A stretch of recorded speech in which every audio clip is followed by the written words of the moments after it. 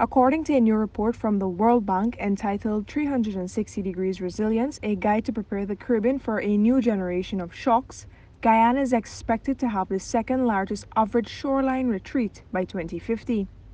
By 2050, because of the harsh impacts of climate change, the shoreline or coastline in several Caribbean countries, including Guyana, is expected to retreat or be covered by the sea at varying degrees.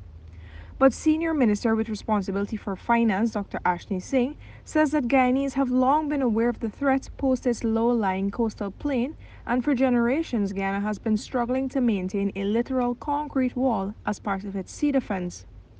The concrete wall is more popularly known as the seawall. It is a 280-mile structure that separates the coast from the Atlantic Ocean.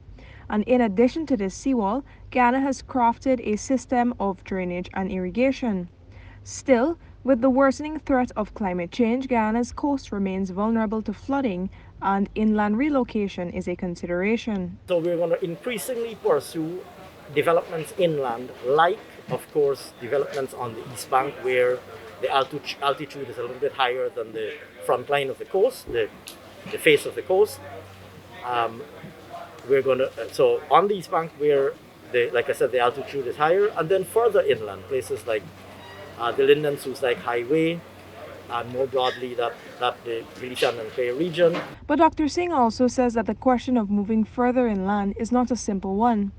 That means that the authorities cannot simply decide to relocate everyone and everything from the coast further inland. The coast comprises the vast majority of Guyana's population, the vast majority of Guyana's economic activity, the vast majority of Guyana's administrative structures, our parliament, our government institutions, our corporate headquarters, and so on.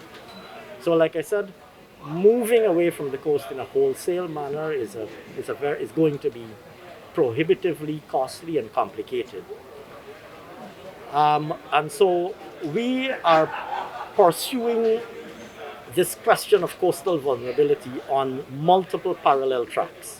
In addition to gradual relocation, Dr. Singh said that the government is focusing on strengthening sea defense, building out the drainage and irrigation network, and lobbying for greater climate change mitigation efforts at the international level.